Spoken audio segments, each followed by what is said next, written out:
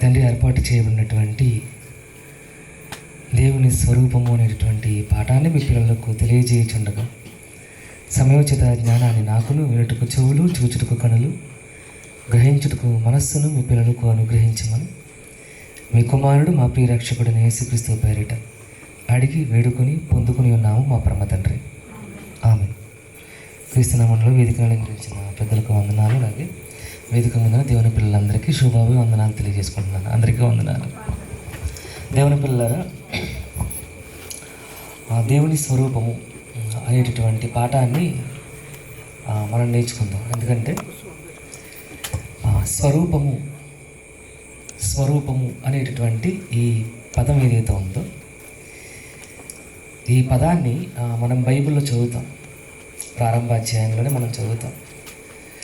స్వరూపము అనగానే బైబిల్ ఇచ్చినటువంటి అర్థం లేదా బయట ఉన్నట్టు లేదా బైబిల్లో రాయబడిన మూల భాషలో ఉన్నటువంటి పదానికి అర్థం ఏంటంటే, ఏదైనా ఒక వస్తువు లేదా ఒక వ్యక్తి మన ముందున్నటువంటి ఒక వస్తువు యొక్క రూపాన్ని ప్రతిబింబించటం. ఉదాహరణకి ఒక అద్దాన్ని తీసుకున్నాం మనం. అద్దం ముందు మీరు నుంచున్నారు అనుకో, మీ ముఖం కాకుండా మీ భార్య ముఖము, మీ భర్త ముఖం కనిపించింది అనుకో, ఎలా ఉంటుంది మీకు? ఎలా ఉంటుంది? అప్పుడు సినిమాల్లో, సీరియల్లో చూస్తూ ఉంటాం. అది చూసిన వాళ్ళు భయపడతారు, మనకి భయం వేస్తుంది. సో అద్దంలో మనం నుంచోగానే మన ముఖం చూసుకోగానే ఏం కనిపించాలి? మన యొక్క ప్రతిబింబం కనిపించాలి. సో అది స్వరూపం. నీ కంటికి కనిపించేది ఏదైతే ఉందో అది స్వరూపం. ఒరిజినల్ కాదు, ఒరిజినల్కి కాపీ. ఒరిజినల్కి కాపీ. కాపీ కూడా ఎలా ఉంటుంది? ఇప్పుడు ఉదాహరణకి పెళ్ళిళ్ళకి వీడియోలు తీస్తారండి. వీడియోలు తీసినప్పుడు మనకి కొన్ని రోజులు అయిన తర్వాత ఆ వీడియోకి సంబంధించినటువంటి ఆ మెమొరీ మనకు అందిస్తారు. అందించిన తర్వాత మనం టీవీలో దాన్ని చూస్తాం. టీవీలోనూ ల్యాప్టాప్లోనూ పెట్టుకొని చూసుకుంటూ ఉంటాం. పెళ్ళి జరిగిపోయింది, అది ఒరిజినల్. మనం టీవీలో చూసేది, ఆ మెమొరీలో పెట్టుకొని చూసేది, మొబైల్లో చూసేది ఏంటి అంటే అది కాపీ. ఇప్పుడు అది ఆన్ చేయగానే మళ్ళీ మీకు మొత్తం అంతా పెళ్లి సెట్టింగ్ వచ్చేసింది అనుకో, వెనకాల బ్యాక్గ్రౌండ్ వచ్చేస్తుంది. అలాగా అది కాపీ. సో ఒరిజినల్కి ఉన్నటువంటి కళ్ళ ముందు కనిపించేటటువంటి అలాంటి రూపాన్ని చూపించగలిగేది స్వరూపం. ఓకే. సో ఈ దేవుని స్వరూపము మనం నేర్చుకునేది ఏంటంటే, దేవుని స్వరూపము, దేవుడు ఉన్నటువంటి లోకంలో, పరలోకంలో ఉన్నటువంటి ఆయనకున్నటువంటి స్వరూపాన్ని దేవుడు భూమి మీద కొంతమంది అనేది ఏంటంటే, మీరు తలకాయలో నుంచి పుట్టారు అంటాడు కొంతమంది. అంటే మీ తలకాయలో నుంచి పుట్టారు, మీరేమో పాదాల్లో నుంచి పుట్టారు, మీరేమో తొడల్లో నుంచి పుట్టారు, మీరేమో ఛాతీల్లో నుంచి పుట్టారు అని అంటారు. అంటే దేవుని యొక్క తలలో నుంచి పుట్టిన వాళ్ళు ఒకళ్ళు, పాదాల్లో నుంచి పుట్టిన వాళ్ళు ఒకళ్ళు, ఛాతీల్లో నుంచి పుట్టిన వాళ్ళు ఒకళ్ళు, తొడల్లో నుంచి పుట్టిన వాళ్ళు ఒకళ్ళు. అంటే మనిషిని అంచనా వేయాలి అని అంటే మీకు ఇదే ఈ స్వభావమే మీది అని చెప్పడానికి వాళ్ళు ఉపయోగించినటువంటి విధానం మనిషిని చూపించడానికి. అంటే దేవుడు అనేటటువంటి ఆయన తన స్వరూపాన్ని తన స్వరూపాన్ని తలగానో, ఛాతిగానో, తొడలుగానో, పాదాలుగానో అలా పంచిపెట్టాడు అని చెప్పుకుంటారు. అది దేవుడి స్వరూపం అని చెప్పుకుంటారు. అలా కాదు. దేవుడు స్వరూపం అనేది ఎలా ఉంటుంది అనేది ఎవరికి తెలియదు. ఇలా ఉంటుంది దేవుని స్వరూపం అనటానికి రుజువులు మన కళ్ళ ముందు ఉన్నా వాటిని మనం పట్టించుకోం. ఉదాహరణకి దేవుడు ఇలాగే ఉంటాడు, ఆయన స్వరూపం ఇలాగే ఉంటుంది అని ఒకవేళ ప్రకృతిలో ఉన్నటువంటి ఒక జీవి, సింహాన్ని అనుకుందాం. దేవుని స్వరూపం ఎలా ఉంటుంది అని అంటే సింహంలా ఉంటుంది అని అనుకుంటే, దేవుడి స్వరూపం సింహంలా ఉంటుంది అని అనుకుంటే దేవుడు ఎలా ఉంటాడు? దేవుడు ఎలా ఉంటాడు? అంతే కదా, అంతే కదా. అప్పుడు సింహాలు ఏమంటాయి? ఏయ్, మీరెవరు దేవుడి స్వరూపం కాదు, సింహం మా జాతి దేవుడి స్వరూపం అని చెప్పుకుంటుంది. అంటే ఆ స్వరూపం దేవుడికి ఎవరికి ఇచ్చినట్టు? సింహానికి ఇచ్చినట్టు. లేదు, దేవుడి స్వరూపాన్ని ఒకవేళ మనం ఒక కోతికి ఆపాదించామనుకుందాం. ఎందుకు ఈ మాట అన్నానంటే, నేడున్నటువంటి శాస్త్ర ప్రపంచం మనిషి యొక్క ప్రయాణం ఎలా మొదలైంది అని అంటే, మనిషి ప్రయాణం కోతి నుండి మొదలైంది అని చెప్పాడు. ఎక్కడి నుంచి వచ్చారు? కోతి నుండి వచ్చారు అని చెప్పి చరిత్రలో కొన్ని పుస్తకాలు రాసుకున్నారు. ఫస్ట్ మీకు అదే పాట వేసాము. అందుకే మనిషి కోతి నుండి వచ్చాడు అని చెప్తారు. ఒకవేళ మిమ్మల్ని ఎవరైనా అచ్చం కోతిలో ఉన్నాం అని అంటే మీరు యాక్సెప్ట్ చేస్తారా? ఒప్పుకుంటారా? అచ్చం మనకి పోనీ ఒకవేళ మనకు పుట్టినటువంటి ఒక బిడ్డ కోతిలాగా పుట్టాడు అనుకో, ఏమంటాం? మంచి బిడ్డడు పుట్టాడు అంటావా? శ్రీదేవి అని ఒక యాక్టర్ ఉండేది. పూర్వకాలంలో ఆవిడ ముక్కు ఎంత ఉండేది? అంత ముక్కు ఉండేది. ఆ తర్వాతి కాలానికి ఆవిడ ఏం చేసుకుందంటే సర్జరీ చేసుకుంది. ఎందుకంటే నాకు అంత ముక్కు బాగోదు, నా ముక్కు సన్నగా ఉండాలని చెప్పేసి సన్నగా చేయించుకుంది. అంటే తన ముఖంలో ఉన్నటువంటి ఒక చిన్న రూపం తనకు నచ్చకపోతే మనిషి ఏం చేస్తాడు అంటే దాన్ని మార్చుకోవడానికి ప్రయత్నం చేస్తాడు. మార్చుకుంటారు. ఈ మధ్య ఈ ట్యాబ్లెట్లు అవి వచ్చినాయట. అవి 4 ట్యాబ్లెట్లు వేసుకుంటే మనిషి కలర్ వచ్చేస్తారట. ట్యాబ్లెట్లు వేసుకుంటే మనిషి దేవుడు ఇచ్చిన కలరు. యాక్చువల్గా మన కలర్ అంతా ఎవరిచ్చారు? అంతే. నువ్వేమన్నా నేయగలవా? మీ అమ్మ ఏమన్నా నేయగలదా? మీ నాన్న ఏమన్నా నేయగలడా? పెయింట్ లేడు కదా. దేవుడిచ్చిన కలర్. సో దేవుడిచ్చిన కలర్ మార్చుకోవడానికి ప్రయత్నం చేయకూడదు. అంటే ఒక మనిషికి తన రూపం సరిగా నచ్చకపోతేనే ఇష్టపడనప్పుడు, అసలు మానవ జాతికి సంబంధించినటువంటి ఒక రూపం గర్భం ద్వారా పుడితే ఆ మనిషి ఒప్పుకుంటాడా అంటే ఒప్పుకోడు. ఒకవేళ దేవుడి స్వరూపం ఒక రోజా పువ్వు అనుకుందాం. దేవుడి స్వరూపం ఒక రోజా పువ్వు అనుకుందాం. ఇప్పుడు రోజా పువ్వులన్నీ ఏమంటాయి? రే, మేము దేవుడి స్వరూపం. ఎందుకు కోసే పువ్వు? చెట్టు ఏమంటే తెలుసా? ఆ రోజా మొక్క ఏమంటే తెలుసా? నువ్వు పువ్వు కోసేటప్పుడు నన్ను ఎందుకు కోసావు? నేను దేవుడి స్వరూపాన్ని అంటది. సో నేను దేవుని స్వరూపం అని చెప్పుకోవటానికి ప్రకృతిలో ఏ జీవికి మాటలు లేవు. ఏ జీవి చెప్పుకోలేదు నేను దేవుడి స్వరూపం అని. ఏ జీవి చెప్పుకోదు. ఎందుకంటే ప్రకృతిలో మన కళ్ళకు కనిపిస్తున్నటువంటి ప్రతి రూపం దేవుని స్వరూపం కాదు. ప్రకృతిలో మన కళ్ళ ముందు కనబడుతున్నటువంటి రూపాలు దేవుని పని, ఆయన క్రియేటివిటీ, క్రియేషన్ ఆఫ్ గాడ్ అంటారు. దేవుని స్వరూపం కాదు, ఇమేజ్ ఆఫ్ గాడ్ కాదు, దేవుని స్వరూపం కాదు, క్రియేషన్ ఆఫ్ గాడ్. ప్రకృతిలో నువ్వు ఏ రూపం చూసినా సరే అది దేవుడి చేతి పనిగానే గుర్తించాలి నువ్వు. అంతే. దేవుని స్వరూపంగా దాన్ని నువ్వు చూడకూడదు. ఎందుకు చూడకూడదు?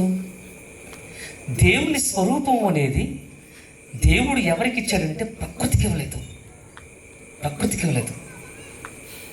దేవుడు తన ఆలోచన విధానం, ఆయన చేసినటువంటి పనినిచ్చాడు అది చూపించడానికి. మనం దాన్ని చూసి ఇది దేవుడు చేశాడా అనుకోవటానికి. కానీ సమాజంలో ఉన్నటువంటి మనిషి ఎలాగా ఆలోచించాడంటే దేవుడి స్వరూపం ఏంటి అని సమాజాన్ని ప్రశ్నించారనుకో, ఆ సమాజం చెప్పేటటువంటి సమాధానాన్ని దేవుడు చెప్తున్నాడు. చదువుదాం ఒక మంచి మాట. యెషయా గ్రంథం 40వ అధ్యాయం 18వ వచనం.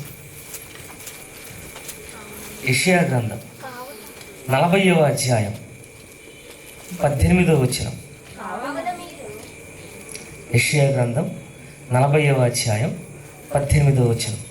కావున మీరు ఎవనితో దేవుణ్ణి పోలుస్తారు? ఏ రూపమును దేవునికి సాటి చేస్తారు? కంపేర్ చేస్తారు. ఏ రూపంతో దేవుణ్ణి కంపేర్ చేస్తారు మీరు? ఒక రోజా పువ్వు రూపంలో కంపేర్ చేస్తావా దేవుడి రూపాన్ని, దేవుడి స్వరూపాన్ని? రోజా పువ్వుకు స్వరూపం ఉందండి, రోజా పువ్వులాగే ఉంటాడు దేవుడు అని అంటావా? లేదే. ఒకవేళ రోజా పువ్వులాగా దేవుడు ఉంటే కనుక నీ తలలో రోజా పువ్వు పెట్టుకో.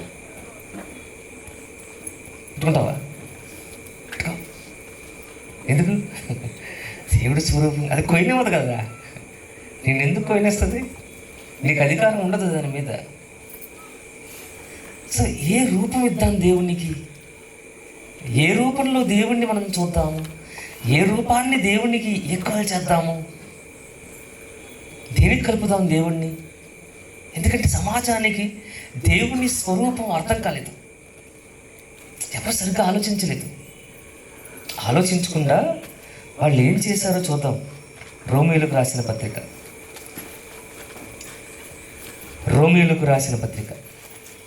1వ అధ్యాయం. రోమీయులకు రాసిన పత్రిక 1వ అధ్యాయము 23వ వచనం. 23 రోమీయులకు రాసిన పత్రిక 1వ అధ్యాయం 23వ వచనం. వారు అక్షయుడగు దేవుని మహిమను క్షయమగు మనుషుల యొక్కయు పక్షుల యొక్కయు చతుష్పాద జంతువుల యొక్కయు పురుగుల యొక్కయు ప్రతిమా స్వరూపముగా మార్చిరి. దేవుని స్వరూపం పురుగులో ఉంటుంది అన్నాడు. అంటే మనిషి ఆలోచన ఎలా మారిపోయింది? దేవుని స్వరూపం పురుగులో ఉంది అంటున్నాడు. ఒకవేళ దేవుడి స్వరూపం పురుగులో ఉంటే కనుక నీ ఇంట్లోకి 4 గొంగళ పురుగులు రాగానే ఏం చేయాలి? నువ్వేం చేస్తావు? ఎందుకు బయటపడేసావు? ఒకవేళ దేవుని స్వరూపాన్ని పురుగు రూపంలోకి మార్చేవా? మార్చేసింది సమాజం. పురుగు స్వరూపం దేవుడిది అంటుందంతే. తర్వాత పక్షి స్వరూపం పక్షుల యొక్కయు చతుష్పాద జంతువుల యొక్కయు. జంతువుని దేవుని స్వరూపంగా మార్చేసింది సమాజం. జంతువుని దేవుని స్వరూపంగా మార్చేసింది. పక్షిని దేవుడి స్వరూపంగా మార్చేసింది. అసలు దేవుడుకున్నటువంటి స్వరూపాన్ని దేవుడు ఎవరికిచ్చాడు? ప్రకృతిలో ఉన్నటువంటి ఈ కనబడుతున్నటువంటి చిన్ని రూపాలకు దేవుడు తన స్వరూపాన్ని ఇచ్చాడు అని సమాజం చెప్పుకుంటుంది. ఆయన స్వరూపం ఎవరికి ఇచ్చాడు? ఇది మనం ఆలోచించాలి. ఎవరికి ఇచ్చాడు దేవుడు? చదువుతాం. ఆదికాండము 1వ అధ్యాయము. ఆదికాండము 1వ అధ్యాయం 27 చదువుదాం. ముందు 27. దేవుడు తన స్వరూపమందు నరుని సృజించెను. దేవుని స్వరూపమందు వానిని సృజించెను. స్త్రీనిగాను పురుషునిగాను వారిని సృజించెను. దేవుడు తన స్వరూపమందు ఎవరిని సృజించాడు? నరుని సృజించాడు. అంటే దేవుడు తన స్వరూపాన్ని ఎవరికి ఇచ్చాడు? మనిషికి ఇచ్చాడు. మనిషికి తన స్వరూపంలో చేయబడ్డాడు. Image of God. అంటే దేవుడు ఎలాగున్నాడో అలాగూ దేవుడు మనిషిని చేశాడు. దేవుని స్వరూపాలం మనం. ఒకళ్ళు అన్నాడా, లేకపోతే ఒక జాతి అన్నాడా, లేకపోతే ఒక దేశానికి సంబంధించిన వాళ్ళు అన్నాడా, లేక మొత్తం అందరూ అన్నాడా? ఎక్కడండి, అక్కడ నరుడు అని ఉంది కదా, ఇంక లేదు కదా అని ఒకవేళ మీరు అనుకుంటే ఒకసారి కొంచెం ముందుకెళ్దాం బైబిల్లో. ఇది ఆదికాండం ఒకటలాగా ఉంచండి. యాకోబు రాసిన పత్రిక,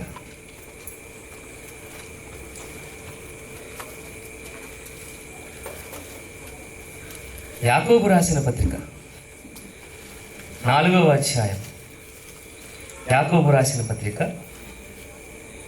క్షమించండి, 3వ అధ్యాయము 9వ వచనంలో 2వ మాట చదువుతున్నాం. 9వ వచనంలో 2వ లైన్ చదువుతున్నాం. 2వ లైన్, దేవుని పోలికగా పుట్టిన మనుషులు. దేవుని పోలికగా పుట్టిన మనుషులు దేవుని పోలికగా పుట్టారు. ఎవరు? మనుషులు. సో దేవుని తన స్వరూపం ఎలాగైతే ఉంటుందో మనిషి స్వరూపం కూడా అలాగే ఉంటుంది. అంటే మనుషులందరూ ఎవరి స్వరూపం? ఒప్పుకుంటారా? మనందరం దేవుని స్వరూపంలో ఉన్నాము అని ఒప్పుకుంటారా? ఒప్పుకోరు? ఒప్పుకోండి. లేదండి ప్రత్యేకింపబడి పాస్టర్లు అండి, దేవుడి పిల్లలండి అంటానికి లేదు అక్కడ.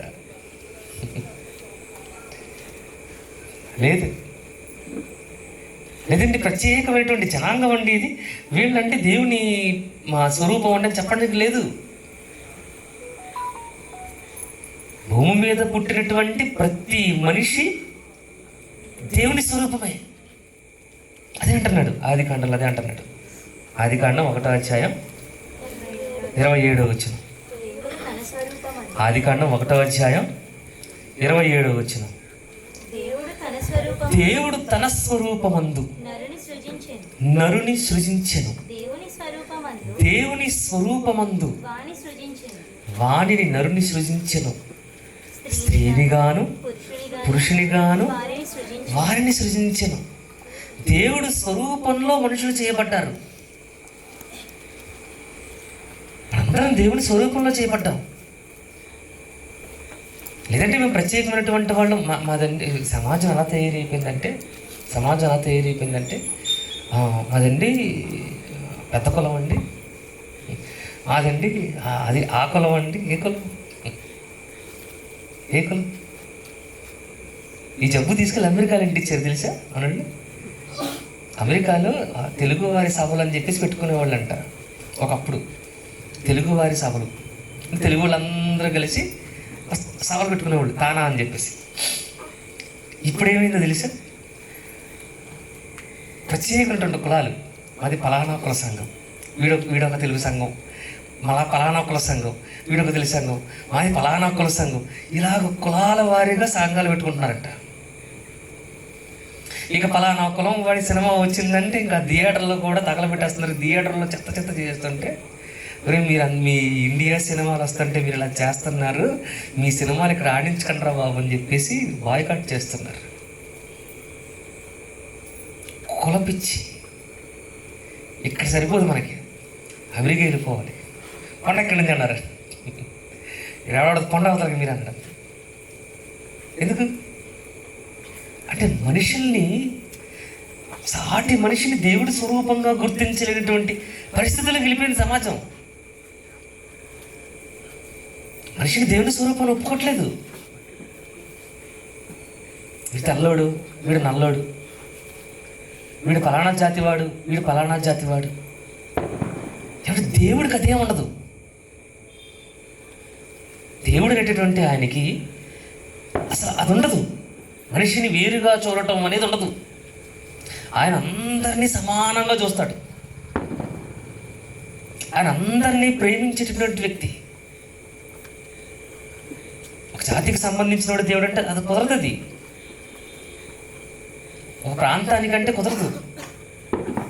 ఎందుకంటే భూమి మీద ఉన్నటువంటి సుమారు ఇప్పుడు 800 కోట్ల మంది జనాభా ఉన్నారు అని అంటే 800 కోట్ల మంది జనాభా దేవుని స్వరూపంలో చేయబడ్డారు, దేవుని పోలికలో చేయబడ్డారు. 26వ వచనం చదువుతున్నాం. దేవుడు అనుకుంటున్నాడు, మన స్వరూపమందు మన పోలిక చొప్పున నరులను చేదము. మన స్వరూపమందు మన పోలిక చొప్పున నరులను చేదము. నరులు జనాంగం, భూమి మీద ఉన్నటువంటి మనుషులందరూ దేవుని పోలికలో చేయబడ్డారు, దేవుని స్వరూపంలో చేయబడ్డారు. అలా చేయబడినటువంటి వాళ్లకు దేవుడు అధికారాన్ని ఇచ్చాడు. ఏమని అధికారం ఇచ్చాడు? వారు సముద్రపు చేపలను, ఆకాశ పక్షులను, పశువులను, సమస్త భూమిని, భూమి మీద ప్రాకు ప్రతి జంతువును ఏలుదురుగాకనియు పలికెను.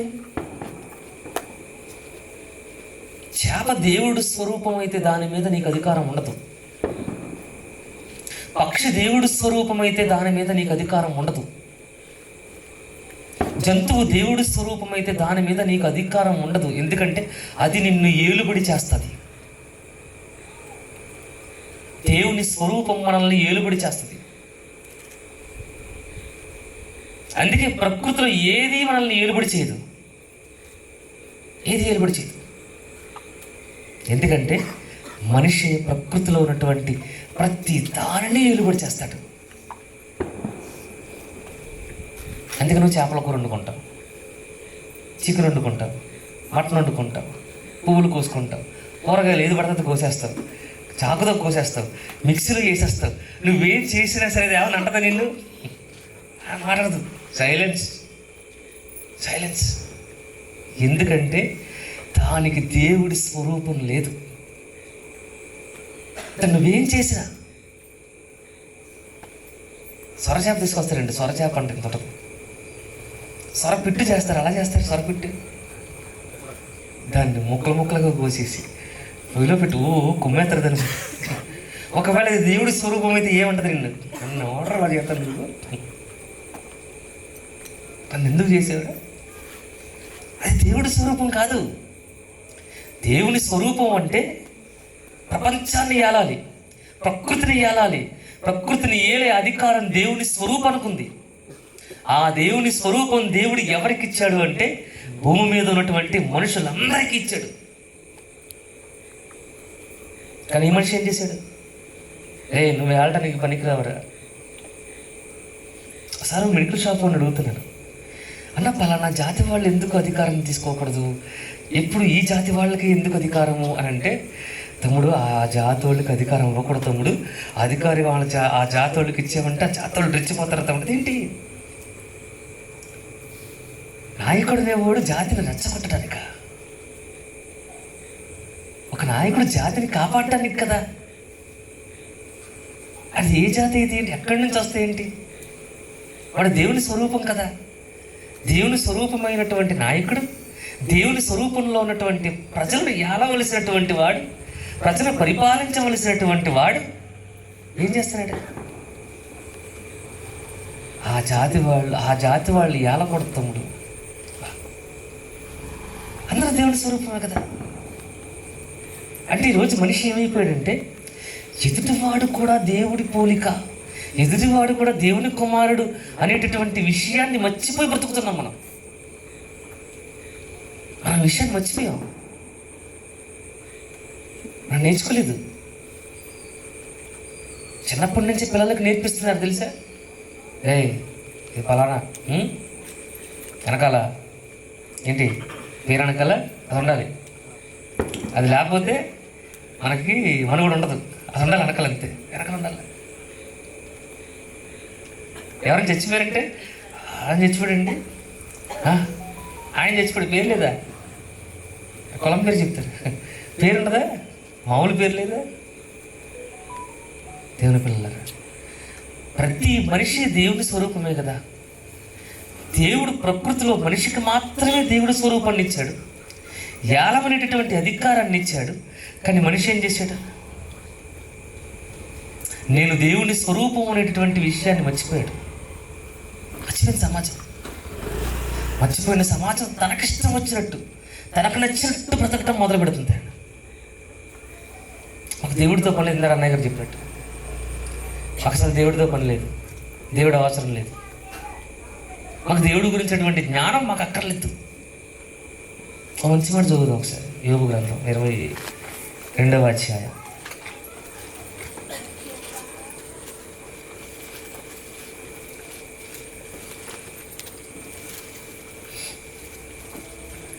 యోబు గ్రంథం 22వ అధ్యాయం 17-18 వచనాలు. యోబు గ్రంథం 22వ అధ్యాయం 17-18 వచనాలు. దేవుడు ఎవరైనా దేవుడు మంచి పదార్థములతో వారి ఇండ్లను నింపినన్ను మా యొద్ద నుండి తొలగిపోమ్మనియు సర్వశక్తుడగు దేవుడు మాకు ఏమి చేయుననియు వారు దేవునితో అందరూ. అసలు దేవుడు మాకేం చేస్తాడు? దేవుడు మాకేం చేస్తాడు? దేవుడు మాకేం చెయ్యాలి? చాలామందికి ఉంటుంది ఇది. నేను దేవుడి స్వరూపమే అంటున్నారు కదా. రే దేవుడి స్వరూపం అయితే నేను దేవుడికి ప్రార్థన చేస్తే దేవుడు నన్ను ఎందుకు పట్టించుకోడు? నేను దేవుడికి ప్రార్థన చేస్తే దేవుడు నన్ను మొరెందుకనండు అని కొంతమంది మాట్లాడుతూ ఉంటారు. రైట్? దేవుడు నీకేం చేయాలి చెప్పు? దేవుడు నీకేం చేయాలి? ఒకవేళ దేవుడా నాకు మంచి బిల్డింగ్ కట్టు, ఏం లేదు, నీకు 5 ఎకరాలు ఇస్తా, 5 ఎకరాల్లో పెద్ద బిల్డింగ్ కట్టేసి మంచి వసతులతో కూడినటువంటి బిల్డింగ్ కట్టిస్తా, కానీ బిల్డింగ్ కట్టిన 5 రోజులు నువ్వు చచ్చిపోతావు అని అనుకో. ఏం కోరుకుంటావు నువ్వు? ఏం కోరుకుంటావు? అది ఓపెన్ అవ్వగానే ఓపెన్ అయ్యి 10 నిమిషాలు చచ్చిపోతావు అన్నాడు అనుకో. దేవుడు ఏం చేస్తాడు? బిల్డింగ్ కంటే ఏది గొప్పది? ప్రాణం కదా. బిల్డింగ్ కంటే ప్రాణం గొప్పది కదా. ఆహారము కంటే వస్త్రమును, దేహము కంటే ప్రాణమును గొప్పవి కావా? దేవుడు మనిషికి గొప్పవిచ్చాడు, చీపుగా ఏమి ఇవ్వలేదు దేవుడు. ఒకవేళ మా తల్లిదండ్రులు ఒకవేళ ఎక్కడైనా బొమ్మలు కొనడానికి వెళ్ళినప్పుడు ఇక్కడ 10 రూపాయలు అనుకోండి, అక్కడ 5 రూపాయలు అనుకోండి, 5 రూపాయలు పెట్టి తీసుకొస్తారు తప్ప 10 రూపాయలు పెట్టి తేడు.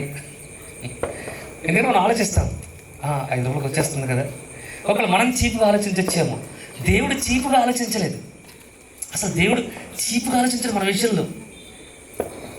దేవుడు నాకేం చేశాడు అని సమాజం అడుగుతుంటే దేవుడు ఏం చెయ్యాలి, ఏం చేశాడు చదువుదాం ఒకసారి మంచి మాట. మత్తయి సువార్త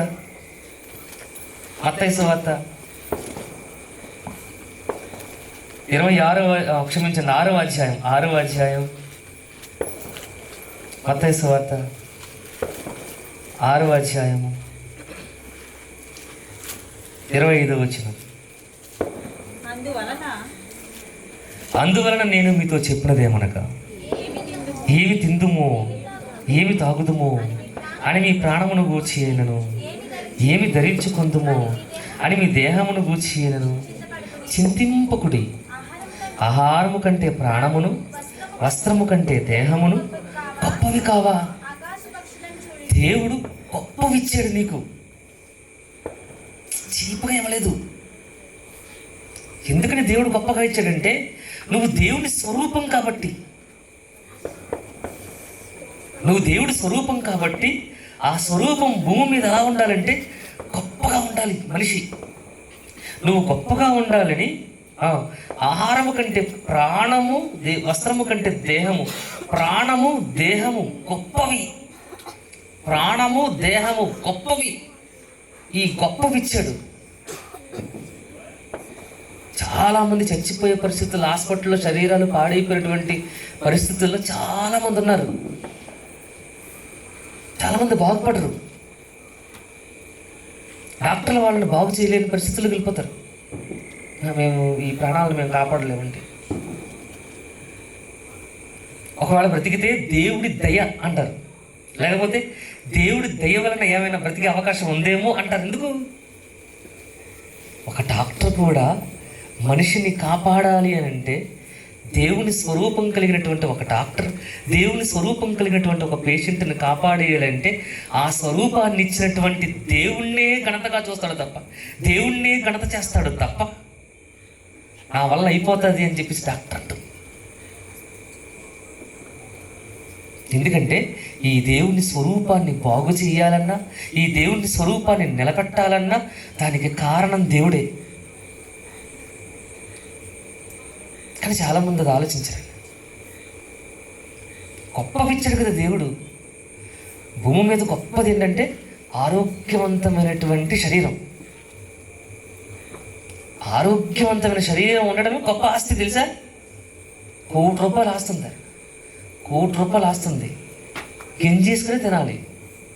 షుగర్ తినకూడదు, స్వీట్ తినకూడదు, చాక్లెట్ తినకూడదు, బిస్కెట్ తినకూడదు, గట్టిగా మాంసం తినకూడదు, గట్టిగా మసాలా తినకూడదు, బిర్యానీ తినకూడదు.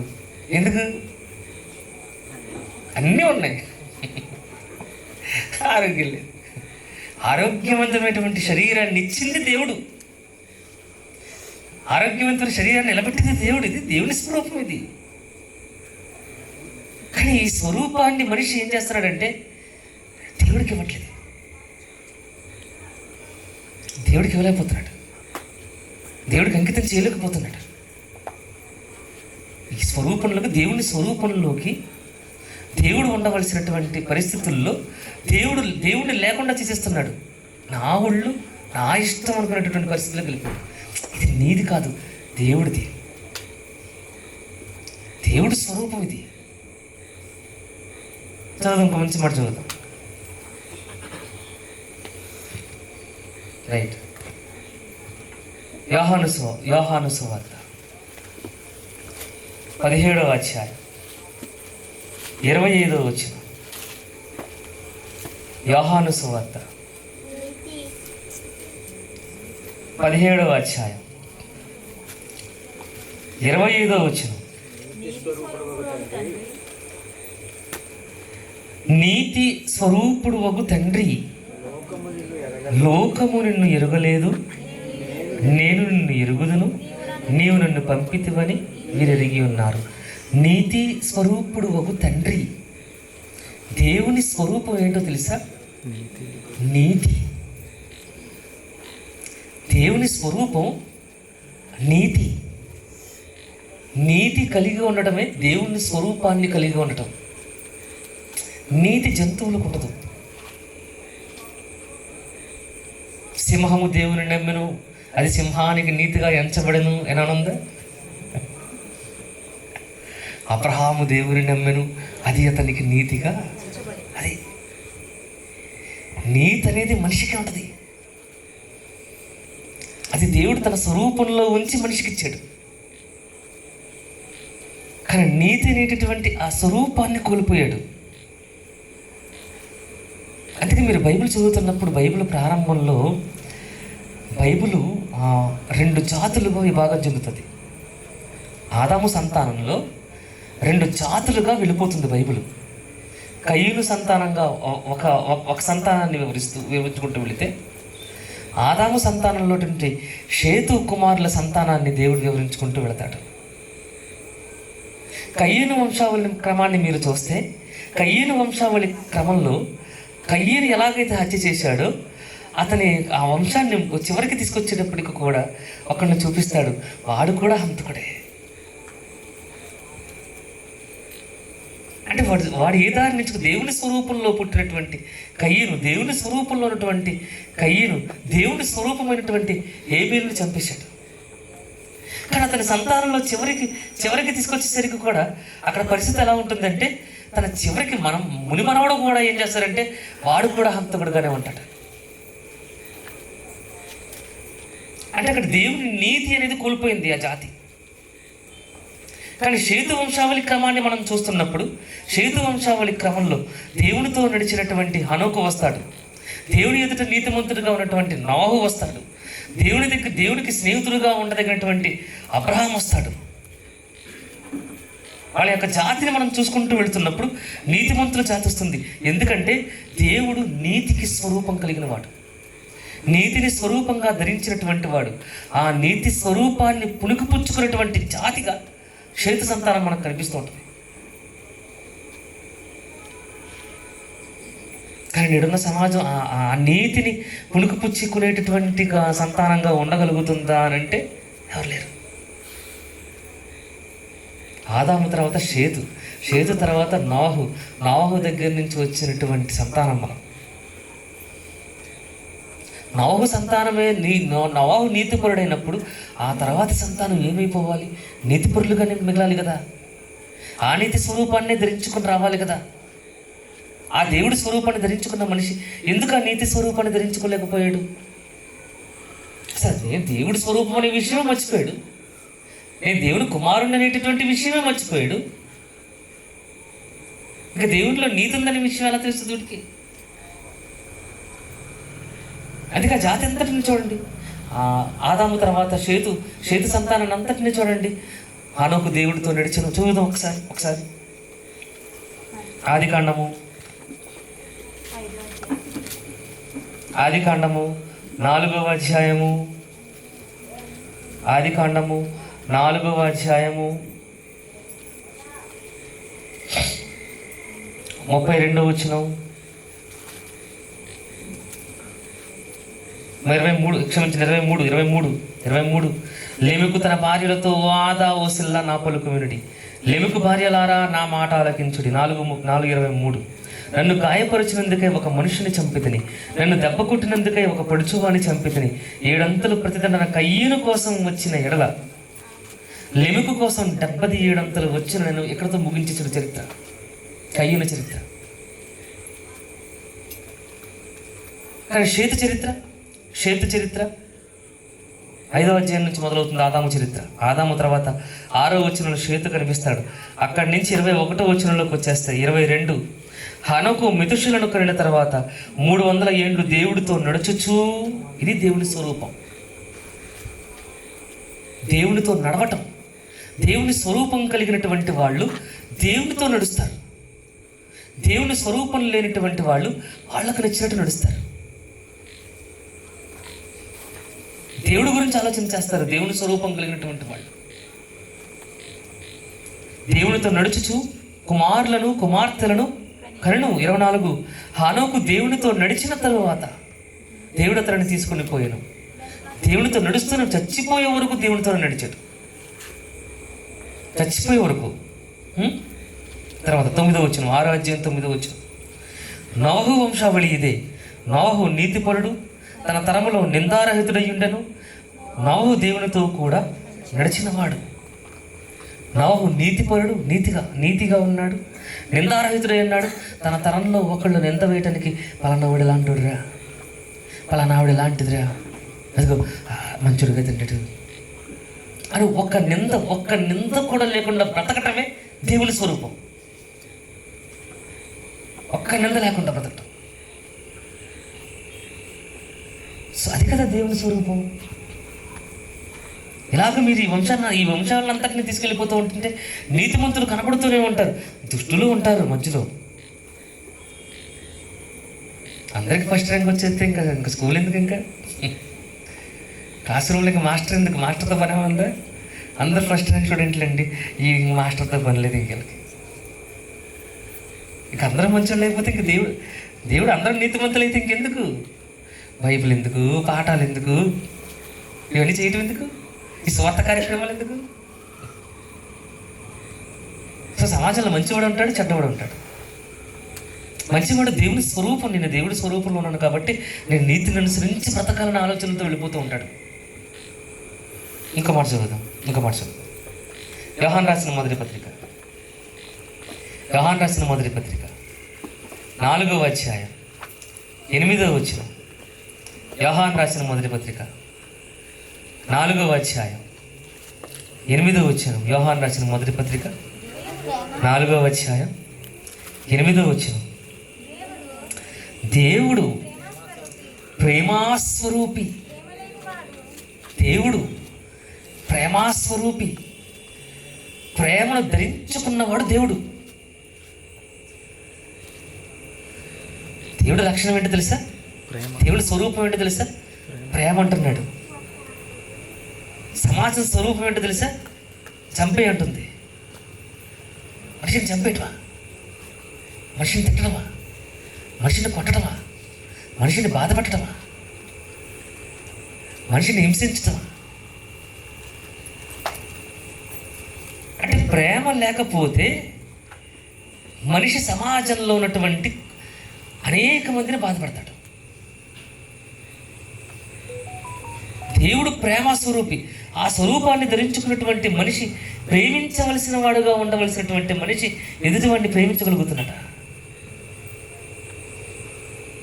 ప్రేమ లేదు. అంతెందుకు, కుటుంబంలో ఉండదు. మన కుటుంబంలో ఒక్కోసారి భర్త అంటే భార్యకు పడదు, భార్య అంటే భర్తకు పడదు, పిల్లలంటే తల్లిదండ్రులకు పడదు, తల్లిదండ్రులు అంటే పిల్లలకు పడదు. ఎన్ని గొడవలు ఉంటాయి, ఎన్ని సమస్యలు. ఎందుకు ఇలాంటి సమస్యలు అంటే ప్రేమ లేకపోవటం. అదే ప్రేమ ఉంటే, ప్రేమ ఉంటే ఏ గొడవ ఉండదు తెలుసు మీకు. నువ్వు ఒక వ్యక్తిని ప్రేమించావంటే, ఉదాహరణకి ఇప్పుడు పిల్లలు తప్పు చేస్తారు, చిన్న చిన్న తప్పులు చేస్తూ ఉంటారు.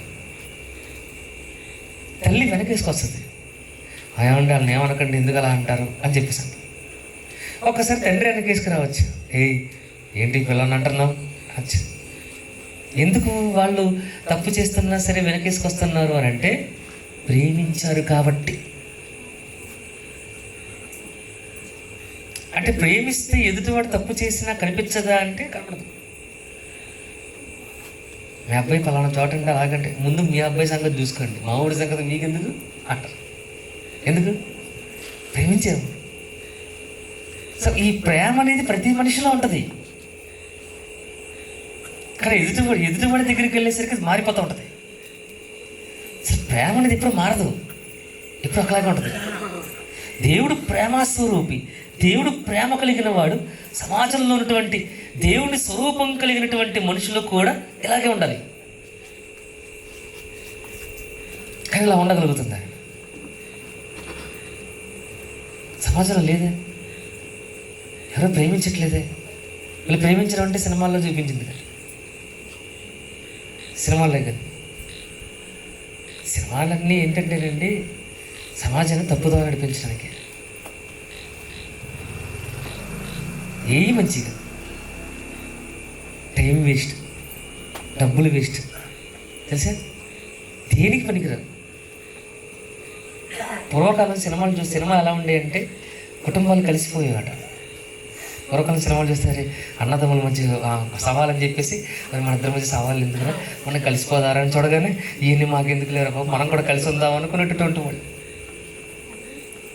అంటే ఒక సినిమా ప్రభావం మనుషుల మీద ఉంటుంది ఖచ్చితంగా. సినిమా ప్రభావం ఉంటుంది. కానీ సినిమా ప్రభావాన్ని ఎటు తీసుకెళ్ళిపోతుంది సమాజం?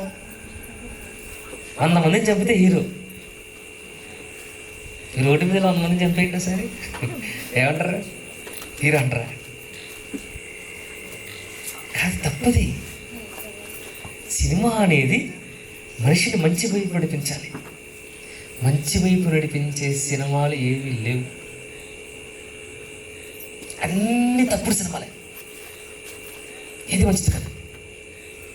మనిషిని తప్పుదారిలో నడిపించడానికి, మనిషిని క్రూరుడుగా తయారు చేయడానికి, ఎదుటివాడిని ప్రేమించాలి, ఎదుటివాడి కోసం ప్రాణం పెట్టాలి, ఇది యేసుక్రీస్తు నేర్పించింది.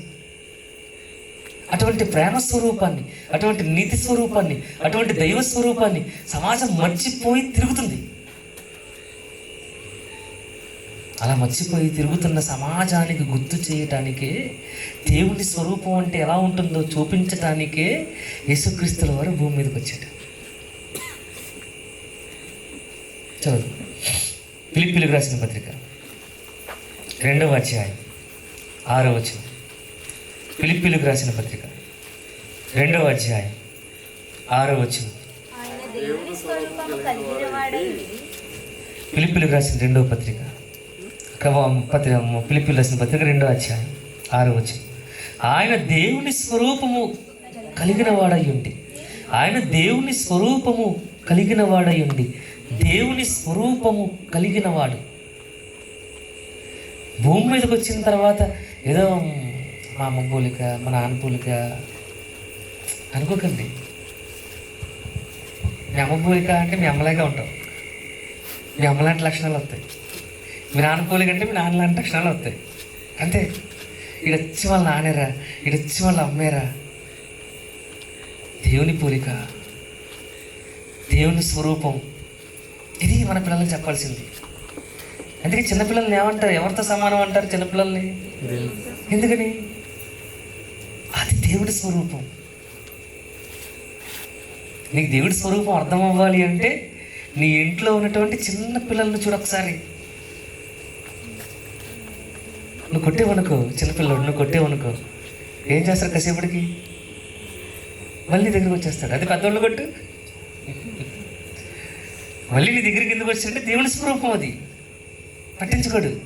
నువ్వు కరుస్తావు, కసురుతావు, తిడతావు, ఏం చేసినా సరే మళ్ళీ నీ దగ్గరికి వచ్చేస్తాడు. ఎందుకు? దేవుడి స్వరూపం అంటే అలాగే ఉంటుంది. అది నీకు అర్థం అవ్వాలి అంటే నీ ఇంట్లోని చిన్నపిల్లలను చూడు. అరే ఎంత చిన్న పిల్లోడే దేవుని స్వరూపం కలిగి ఉన్నాడే, 30 ఏళ్ళు వచ్చి 40 ఏళ్ళు 50 ఏళ్ళు 60 ఏళ్ళు 70 ఏళ్ళు వచ్చినా సరే నేను ఎందుకు ఇలా మారిపోయాను దయ్యపు స్వరూపంలోకి? అంతే కదా. చిన్నప్పుడే దేవుడు పోలిక అంటారు. పెద్ద అయిన తర్వాత అందరూ దెయ్యాలుగా మారిపోతారు. సో అది మర్చిపోకూడదు మనం ఎప్పుడు. మన పిల్లలకి మనం అది నేర్పిస్తాను. దేవుడి స్వరూపం, దేవుడి స్వరూపం, దేవుడి స్వరూపం, దేవుడి పోలిక. అది చూపించడానికి ఆయన వచ్చాడు యేసుక్రీస్తుల వారు. దేవుడి స్వరూపం ఎలా ఉంటుంది అని అంటే యేసుక్రీస్తు లాగా ఉంటుంది. యేసుక్రీస్తు లాగా ఉంటుంది. యేసుక్రీస్తు ఎలా ఉంటాడు చూద్దాం ఒకసారి. యేసుక్రీస్తు ఎలా ఉంటాడు చూద్దాం. యెషయా గ్రంథం 53వ అధ్యాయం. యెషయా గ్రంథం 53వ అధ్యాయం 11వ వచనం. యెషయా గ్రంథం 53వ అధ్యాయం 11వ. ఇది ప్రవచనం, యేసుక్రీస్తుల వారి గురించినటువంటి, యేసుక్రీస్తు పుట్టక ముందు రాయబడినటువంటి ప్రవచనం. 11వ వచనం. అతడు తనకు కలిగిన వేదనను చూచి తృప్తి నొందును. అతడు అనగా యేసుక్రీస్తుల వారు తనకు కలిగిన వేదన చూచి తృప్తి పొందును. నీకు వేదన వస్తే తృప్తిగా ఉంటుందా, బాధగా ఉంటుందా? చెప్పండి. బాధగా ఉంటుందా? కానీ యేసుక్రీస్తుకు వేదన వస్తే తృప్తి. ఆయన బాధ పెడుతున్నారు, కొడుతున్నారు, తిడుతున్నారు, తల మీద ముళ్ళ కిరీటం పెట్టారు, కరడాలతో కొట్టుకుంటూ తీసుకెళ్తున్నారు, సిలువనెక్కించారు, మేకులు కొట్టారు, భూమికి ఆకాశానికి మధ్యలో వేలాడదీశారు, బళ్ళంతో ఒక్క పూటలా పొడిచారు. ఏంటివన్నీ? వేదనలు ఇవన్నీ. ఈ వేదనలన్నీ కలుగుతుంటే ఏముందట? తృప్తి. ఎందుకు? వేదన కలిగితే తృప్తి ఎందుకండి? చదువు నెక్స్ట్ లైన్. నీతిమంతుడైన నా సేవకుడు జనుల దోషములను భరించి తనకున్న అనుభవ జ్ఞానము చేత అనేకులను నిర్దోషులుగా చేయును. తాను పొందేటటువంటి ఆ వేదన వల్ల అనేకులు నిర్దోషులుగా మారతారు. తాను పొందిన వేదన వల్ల అనేకులు నిర్దోషులుగా మారతారు. మనం మెడిసిన్ వాడతాం కదా, ట్యాబ్లెట్లు వేసుకుంటారు కదా, వేసుకుని రోగం వస్తే ట్యాబ్లెట్లు వేసుకోవటం మంచిది. దేవుడు టాబ్లెట్ వస్తాడు నేను వేసుకోను అని అంటే తప్పది, చచ్చిపోతాం. తలనొప్పి వచ్చిందనుకో, దేవుడు నా తలనొప్పి తీసేస్తాడు అనకు. మందుల షాప్కి వెళ్ళి శారడన్ ట్యాబ్లెట్ తెచ్చుకుని వేసుకో. నీ తలనొప్పి తగ్గించడానికి శారడన్ ట్యాబ్లెట్ సరిపోద్ది, దానికి దేవుడి దగ్గర రావాల్సిన అవసరం లేదు. అర్థమైందా? దేవుడు శారడన్ ట్యాబ్లెట్ తోటి దేవుడిని కంపేర్ చేయకు. దేవుడు లెవెల్ అది, ఆయన శారడన్ ట్యాబ్లెట్ కాదు. ఓకేనా? నీకు తలనొప్పి వచ్చిందా, ట్యాబ్లెట్ వేసుకో. ట్యాబ్లెట్తో దేవుడిని కంపేర్ చేయకు. దేవుడు అంటాడు, అరే ట్యాబ్లెట్ వేసుకో తగ్గిపోతా అంటాడు దేవుడు. కానీ నాకెందుకు, నా దగ్గరికి ఎందుకు వచ్చావు అంటాడు. మళ్ళీ దేవుడి దగ్గర నువ్వు అడగాలంటే ఏం అడగాలి దేవుణ్ణి? ఉదాహరణకి చాలామంది ప్రార్థన ఎలా ఉంటుందంటే, చిన్న విషయం చెప్తాను. ఇప్పుడు సీఎంను కలిసే అవకాశం వచ్చింది మీకు, చంద్రబాబు నాయుడు గారిని కలిసే అవకాశం వచ్చింది. మీరు ఆయనతో ఏ సమస్యనో చెప్పుకోవచ్చు, ఎలాగైనా మాట్లాడచ్చు. ఆయన మీకు ఏది మీరు ఏవిడైనా నేను చేస్తానంటాడు అన్నాడు, హామీ ఇచ్చాడు మీకు. సీఎం దగ్గర కూర్చున్నప్పుడు సరే ఏం లేదు సార్, మా ఇంటి దగ్గర డ్రైనేజీల్లో నీళ్ళు ఉన్నాయి, కొంచెం ఆ నీళ్ళు తీయించేయండి సార్ అని అన్నాం అనుకో, ఎలా ఉంటుంది? బాగుంటుందా? అదేనా సమస్య? దానికి నా దాకా ఎందుకు వచ్చావు? మున్సిపాలిటీ ఆఫీస్ వాడికి ఫోన్ చేస్తే, లేకపోతే అక్కడ ఉన్నటువంటి మున్సిపాలిటీ పంచాయతీ వాళ్ళకి కంప్లైంట్ చేస్తే వచ్చి తీరుతారు కదా. నా దాకా ఎందుకు వచ్చావు? నువ్వు సీఎం దగ్గరికి వెళ్ళావంటే ఏమడగాలి? సార్ మా ఏరియాలో స్కూల్ లేదు, మా పిల్లలు అందరూ ఎక్కడికి వెళ్తున్నారు, స్కూల్ కట్టండి ఫస్ట్. నాకు అర్జెంటుగా 3 నెలల్లో స్కూల్ అయిపోవాలి. మాకు ఇక్కడ ఏదో సచివాలయం లాంటిది లేదు, అదొకటి కట్టండి ముందు. మాకు అన్ని పనులు ఇక్కడ జరగాలి. సో ఇది మాకు డెవలప్ చేయండి ముందు, అర్జెంటుగా మాకు 3 నెలలు ఇది చేయండి. ఇది బాగుంటుంది. అంతేగాని డ్రైనేజీలో నీళ్ళు ఉన్నాయంటే నీళ్ళు వెళ్ళట్లేదు, రాళ్ళు తీయించండి అని అంటే ఎలా ఉంటుంది? సీఎం దగ్గర. దేవుడి దగ్గర కూడా అలాగే అడుగుతాం మనం. దేవుడి దగ్గర కూడా అలాగే అడుగుతాం. అడగండి. దేవుడిని అడిగితే ఎలా అడగాలి తెలుసా? దేవుడా నేను పరలోకం వచ్చేయాలి, ఇది అడుగు. ఏంటి మన టార్గెట్ ఏంటి? అంతే కదా, దేవుడి దగ్గరికి వెళ్ళిపోవాలి. ఇది మనం ఆలోచించాల్సింది. కానీ అలాగ ఆలోచించవలసినటువంటి అలాగ ఆలోచించట్లేదు. సో ట్యాబ్లెట్ వస్తుంది, రోగం వస్తే ట్యాబ్లెట్ వేసుకోండి. ఏదైనా బాధ వచ్చిందా ఎవరితో చెప్పుకొని దాన్ని పంచుకోండి, అంతేగాని మీరు ఇది చేయమాకండి. సో ఇక్కడ విషయం ఏంటంటే, ఇప్పుడు మనం మెడిసిన్ వేసుకుంటాం కదా, ఈ మెడిసిన్ మన దగ్గరికి రావడానికి ముందు ఈ మెడిసిన్ని చిన్ని జంతువుల మీద ప్రయోగిస్తారు. ముఖ్యంగా ఎలుకల మీద ప్రయోగిస్తారు. ఆ ఎలక ఇంజెక్షన్ చేసిన తర్వాత లేదా మెడిసిన్ వేసిన తర్వాత ఆ ఎలక చచ్చిపోద్ది. మళ్ళీ చేస్తారు, చచ్చిపోద్ది. మళ్ళీ చేస్తారు, ఇంకో ఎలక్కి చచ్చిపోద్ది. ఎన్ని ఎలకలు చచ్చిపోతే తెలియదు. ఆ తర్వాత అది దాటి కొంచెం ముందుకు తీసుకొచ్చి కోతులకు చేస్తారు, చచ్చిపోతాయి. మళ్ళీ చేస్తారు, మళ్ళీ వెకటిని చచ్చిపోతాయి. ఆ తర్వాత లాస్ట్ దాంతో బతుకుతుంది. అప్పుడు తీసుకొచ్చి మనిషికి చేస్తాడు, మనిషి చచ్చిపోతాడు. తెలుసు, మన దగ్గరికి వచ్చేటటువంటి మెడిసిన్తో నీకు ఆరోగ్యవంతమైనటువంటి మెడిసిన్ రావటానికి, నీ ఆరోగ్యాన్ని కాపాడే మెడిసిన్ రావటానికి చాలామంది చచ్చిపోతారు. డాక్టర్లు చంపేస్తారు. తెలుసా? తెలియదు మీకు? ఇదే మెడికల్ వీటిని ఏమంటారంటే మెడికల్ ఎర్రర్స్ అంటారు. Medical errors, medical murders. ఒప్పుకోరాడు.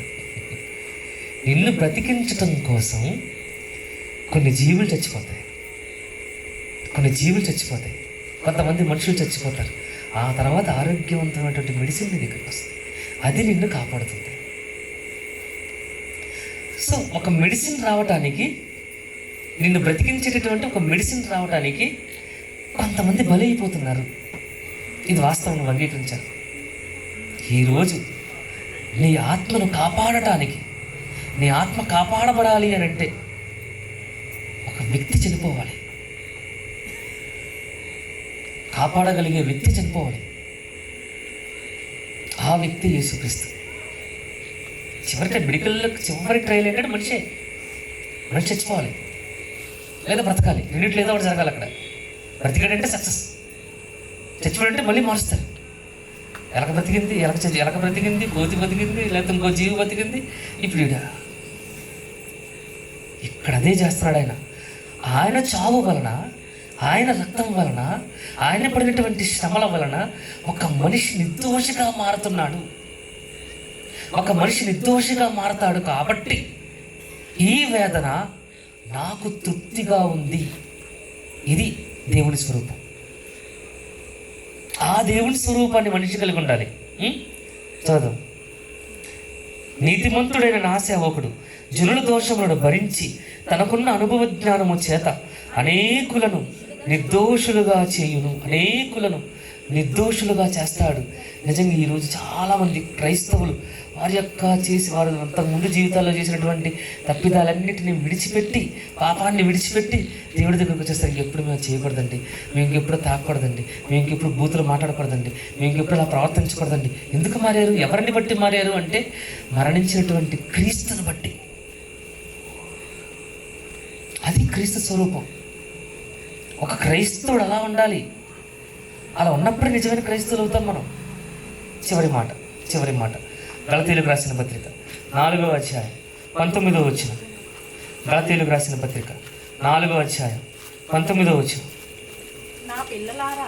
గలతీయులకు రాసిన పత్రిక 4వ అధ్యాయం 18, 19 చదువుతాం. నేను మీ యొద్ద ఉన్నప్పుడు మాత్రమే కాక ఎల్లప్పుడూ మంచి విషయములు ఆసక్తిగా ఉండుట యుక్తం. నేను మీ యొద్ద ఉన్నప్పుడు మాత్రమే కాక ఎల్లప్పుడూ మంచి విషయములు ఆసక్తిగా ఉండుట యుక్తమే. తల్లిదండ్రులు ఇంట్లో ఉన్నారనుకో, పిల్లలు ఎలా ఉంటారు? సైలెన్స్. ఒకవేళ అమ్మగారు నాన్నగారిని ఊరు వెళ్ళిపోయి ఇల్లంతా ఖాళీగా ఉంది, ఇంట్లో పిల్లలు ఇద్దరే ఉన్నారు, ఎలా ఉంటుంది అప్పుడు? అల్లరి. క్లాస్ రూమ్లో టీచర్ ఉన్నాడు అనుకో, క్లాస్ ఎలా ఉంటుంది? సైలెన్స్. టీచర్ లేకపోతే అల్లరి. ఇక అదే మాట్లాడుతున్నాడు. నేను మీ దగ్గర ఉన్నప్పుడు ఏం చేస్తున్నారు? మీరు ఏం చేస్తున్నారు? మంచి విషయాలు, మంచిగా ప్రవర్తిస్తున్నారు. పాస్టర్ గారు వచ్చారు, పాస్టర్ గారు చదువుతున్నారు, కాబట్టి బైబిల్ తీయాలి, పాస్టర్ గారు చదువుతున్నారు కాబట్టి రెండు సరే, పాస్టర్ గారు చదువుతున్నారు కాబట్టి, పాస్టర్ గారు వెళ్తున్నారు కాబట్టి, పాస్టర్ గారు మన ఎదురు ఉన్నారు కాబట్టి, అమ్మా పాస్టర్ గారు లేకపోతే అయిపోయింది. సో ఎదుటి వ్యక్తి కనబడుతున్నప్పుడు, లేదు నీకు వాక్యాన్ని బోధించేవాడు కనబడుతున్నప్పుడు నువ్వు భక్తి నటించుకో. దేవుడు చూస్తున్నాడు, ఆకాశం ఉందన్నాడు ఆయన, అక్కడి నుంచి చూస్తున్నాడు. ఒకసారి ఒకరి దగ్గర భక్తిగా ఉండవు, ఇంకోసారి భక్తిగా ఉండవు, అక్కడి నుంచి అక్కడికి వెళ్ళిపోయిన తర్వాత మళ్ళీ మామూలుగా తయారైపోతావు. ఇక్కడున్నా అంటే మాత్రం అలాగే తలదించుకొని అయ్యగారు అంటావు, వెళ్ళిపోయిన తర్వాత ఆడ అంటావు. చెప్తున్నాడు వాళ్ళతోటి, నేను మీ దగ్గర ఉన్నప్పుడు మీరు మంచిగా నటించకండి, నేను మీ దగ్గర ఉన్నప్పుడు మంచిగా నటించకండి, నేను మీ దగ్గర లేనప్పుడు కూడా అలాగే ఉండండి అంటూ అంటూ నా పిల్లలారా, క్రీస్తు స్వరూపము మీ యందు ఏర్పడి వరకు మీ విషయమై నాకు ప్రసవ వేదన కలుగుతున్నది. క్రీస్తు స్వరూపము ఎలా ఉంటుంది అని అంటే, నువ్వు ఒంటరిగా ఉన్నా అలాగే ఉంటావు, 10 మందిలో ఉన్నా ఒకలాగే ఉంటావు. భక్తి పరులు అనేవాళ్ళు సేవకులు వచ్చినా అలాగే ఉంటావు, సేవకులు రాకపోయినా అలాగే ఉంటావు. నీ తల్లిదండ్రులు ఉన్నప్పుడు ఒకలాగే ఉంటావు, నీ తల్లిదండ్రులు లేనప్పుడు ఒకలాగే ఉంటావు. నీ భక్తి జీవితంలో మార్పు ఉండదు, దేవుని స్వరూపంలో మార్పు ఉండదు. ఆ స్వరూపం మీ యందు ఏర్పడే వరకు నాకు ప్రసవ వేదన కలుగుతుంది. మీ యందు ఏర్పడే వరకు ఈయనకి ఎందుకు ప్రసవ వేదన? ప్రసవ వేదన ఎలా ఉంటుంది? భలే ఉంటుందండి అంటారా? ఎలా ఉంటుందండి ప్రసవ వేదన? స్త్రీలు ఎలా ఉంటుంది? చాలా కష్టం, చాలా కష్టం, భయంకరం అది. అక్కడ నిజంగా ఆ టైంలో పక్కన డాక్టర్లు తిట్టేస్తారు తెలుసా? అవసరమైతే ఏదైనా చేతికి దొరికితే అది ఇచ్చి డాక్టర్ని కొట్టేద్దామని స్థాయికి వెళ్ళిపోతారు, అన్నీ దూరంగా పెడతారు మీ గంటికి. భయంకరమైనటువంటి వేదన. సో అటువంటి వేదన పౌలు గారు పడుతున్నాడు. ఎందుకు? వాళ్ళని మార్చడం కోసం. ఇప్పుడు పొద్దున్న నుంచి వీళ్ళు ప్రసవ వేదన పడ్డారు వీళ్ళందరూ. దేనికి? వంటలు వేసేసి టెంట్లు వేసి, ఏమో ఇక్కడికి వచ్చిన ప్రతిసారి వర్షం వచ్చేస్తా నేను వచ్చి ఇక్కడ వాక్యం చెప్పిన ప్రతిసారి వర్షం అలా పడనా వద్దంటే పడతాది, ఆగిపోతుంది. ఇవాళ కూడా అది అయ్యింది, అందుకే టెంట్ వచ్చింది. టెంట్ వచ్చింది కాదు ఇవాళ. దీనికి మళ్ళీ ప్రసవ వేదన టెంట్ వేయడానికి వర్షంలో తీసుకొచ్చి వంటలు చేశారు, మీకోసం కష్టపడి వంటలు చేశారు. ప్రసవ వేదన. సౌండ్ సిస్టమ్ గబగబా వెళ్ళిపోయి సౌండ్ బాక్సులు తడిచిపోతే గబగబా వెళ్ళి ఎన్ని కవర్లు తీసుకొచ్చేసరి మళ్ళీ పాడైపోతే మళ్ళీ వాక్యం అందదేమో అంటే ఒక మంచి వాక్యం అందించాలనేటువంటి ఒక ప్రసవ వేదన. ఆ వాక్యంతో కొంతమంది అయినా మారతారేమో, దేవుడి స్వరూపాన్ని ధరించుకుంటారేమో, ఇక నుంచి అలాగ బ్రతుకుతారేమో అనేటటువంటి ఒక చిన్న ప్రసవ వేదన. సుదూర ప్రాంతాల నుంచి ఆటోలో వచ్చిన వాళ్ళు, బండ్లు వేసుకొని వచ్చిన వాళ్ళు. మా సహోదరుడు తెర మర్చిపోయాడు, తెర బ్యాగ్లో పెట్టరా అంటే బ్యాగ్లో పెట్టలేదు. మళ్ళీ అది తీసుకురావడానికి మళ్ళీ ఇంకొకటిగా ప్రసవ వేదన. మళ్ళీ గబగబా అక్కడి నుంచి చాలా స్పీడ్గా వచ్చేసిన వాడు తెర తీసుకురావాలి, అది పాటలు వేయాలి, పాటలు వేసి వాళ్ళకి చూపించాలి వాళ్ళకి ఏదో ఒకటి. అంటే ఒక మనిషిని మార్చడం కోసం ఇదంతా దేనికి అని అంటే, ఒక మనిషిని దేవుని స్వరూపంలోకి తీసుకురావాలి. ఎందుకు కష్టపడ్డారు? ఎందుకు మిమ్మల్ని అందరినీ పిలిచి భోజనాలు పెడుతున్నారంటే, దేవుని స్వరూపం ఏంటో చెప్పాలి, ఆ దేవుని స్వరూపంలోకి మిమ్మల్ని మార్చాలి. అనేటటువంటి ఒక ఆలోచన. దేవుని స్వరూపం ఎవరికి ఇచ్చాడు దేవుడు? జంతువులకి ఇచ్చాడా? పక్షులకి ఇచ్చాడా? ఎవరికి ఇచ్చాడు? వెళ్ళిపోదాం. ఎవరికి ఇచ్చాడు దేవుడు దేవుడి స్వరూపాన్ని? మనుషులకి. ఏంటి దేవుని స్వరూపంలో ఏముంటుంది? ప్రేమ. దేవుని స్వరూపంలో ఏముంది? ప్రేమ. నీతి. నీతి. దేవుని స్వరూపంలో ఏముంది? నీతి. ఇంకా ప్రేమ. ఇవి ధరించుకోవాలి. దేవుని స్వరూపంలో కష్టమైనా సరే ఎలా ఉంటుంది? దేవుని స్వరూపంలో దేవుని స్వరూపం కలిగిన వాడు కష్టపడుతున్నా సరే ఎలా ఉంటుంది అతనికి? తృప్తి. ఎంత కష్టపడి అంతా చేసిన తర్వాత వీళ్ళకి ఇంటికి వెళ్ళిపోయిన తర్వాత, నిజంగా ఒక మీటింగ్ చేసిన తర్వాత, ఇంటికి వెళ్ళిపోయిన తర్వాత, అంత పనులన్నీ అయిపోయిన తర్వాత మంచం మీద పడుకుని అలాగా, అమ్మా మీటింగ్ అయిపోయింది, భలే జరిగిందే అనుకుంటాడు. తృప్తి. దేనికి ఇదంతా అంటే దేవుడి కోసం. ఒక్క మనిషి అయినా సరే దేవుడి స్వరూపాన్ని ధరించుకుంటాడేమో, ప్రేమ స్వరూపాన్ని ధరించుకుంటాడేమో, ఇక్కడి నుంచి అందరినీ ప్రేమిస్తాడేమో, ఇక్కడి నుంచి నీతిగా బ్రతుకుతాడేమో, ఇక్కడి నుంచి దేవుడు అందరూ దేవుని పిల్లలే అని అందరినీ సమానంగా చూస్తాడేమో, వారి మధ్యలో ఉన్నటువంటి విభేదాలన్నీ విడిచిపెట్టి మనుషులందరినీ ప్రేమగా చూసుకుంటూ వెళ్తాడేమో అనేటువంటి ఒక చిన్న ఆలోచన. అది మీరు నెరవేర్చాలి. అది మనం చెయ్యాలి. అలా చేసినప్పుడు దేవుడికి సంతోషం. ఎందుకంటే మనం దేవుని స్వరూపం, దేవుడు ఎలాగైతే ఉన్నాడో భూమి మీద మనం కూడా అలాగే ఉండాలి. నేను పరిశుద్ధులను కాబట్టి అది దేవుడి స్వరూపం, మీరును అది దేవుడు మనకిచ్చిన స్వరూపం. సాధించాలి. అవి వీటన్నిటిని మనం సాధించుకోవాలి. దేవుడి యొక్క స్వరూపాన్ని, దేవుడి యొక్క గుణగణాలను మనం సంపాదించుకొని భూమి మీద దేవుడి లాగా బ్రతకాలి. ఆయన స్వరూపాన్ని మనం చూపించాలి. అంతే తప్ప ఇదిగో ఇందులో ఉంది ఇది దేవుడి స్వరూపం, ఇదే దేవుడి స్వరూపం, ఇదిగో ఇది దేవుడి స్వరూపం ఇలా చెప్పుకో. దేవుడి స్వరూపానికి అధికారం ఉంటుంది, గుర్తుపెట్టుకోండి. ఆ అధికారం మనిషికే ఉంటుంది. దేవుడు మనిషికి ఇచ్చాడు. ఇంతకు మనందరం ఎవరు? దేవుని స్వరూపాలు.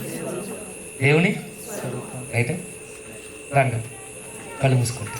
మహాగణునమ పరలోకపు తండ్రి, మీ ఘనమైన నామానికి కృతజ్ఞతాస్తుతులు తెలియజేసుకోండి. తండ్రి, మీరు మాకు ఇచ్చినటువంటి స్వరూపం, మీరు మాకు ఇచ్చినటువంటి గుణగణాలు అన్నిటినీ మేము పుచ్చుకునే పుట్టాము. కానీ భూమి మీద పుట్టిన తర్వాత మా చుట్టూ ఉన్నటువంటి పరిస్థితులను బట్టు, మీ గురించి మాకు తెలియకపోవడాన్ని బట్టు మిమ్మల్ని మేము విస్మరించాము, విడిచిపెట్టాము. తండ్రి, మీ స్వరూపంగా పుట్టినటువంటి మేము, మీ స్వరూపంలో బ్రతకవలసినటువంటి మేము మీ స్వరూపాన్ని విడిచిపెట్టేసాము. అది గుర్తు చేయడానికి మీ కుమారుడైనటువంటి యేసుక్రీస్తు వారు భూమి మీదకి వచ్చారు. వచ్చి మరణించి సమాధి చేయబడి 3వ దినాన్ని తిరిగి లేచారు. అలాగనే మేము కూడా మా సహోదరుల నిమిత్తం ప్రాణం పట్టడానికి, మా సహోదరుల కోసం కష్టపడడానికి సహాయం చేయండి, తోడు నడిపించండి. కూడా వచ్చిన మీ బిడ్డలందరినీ జ్ఞాపకం చేసుకోండి. తండ్రి, మీ పిల్లల మనసులో ప్రతి మంచి ఆలోచన సఫలపరచండి. నిన్న వాక్యాన్ని విడిచిపెట్టగా మర్చిపోక అనేక మందికి వాటిని తెలియచేయడానికి, వారి యొక్క జీవితాలు మార్చుకోవడానికి సహాయం చేయమని మీ కుమారుడు మా ప్రియ రక్షకుడైన యేసుక్రీస్తు పేరట అడిగి వేడుకుని పొందుకుని ఉన్నాము ప్రభువు. ఆమేన్. అందరికీ అదే సాంగ్ చెప్తారా?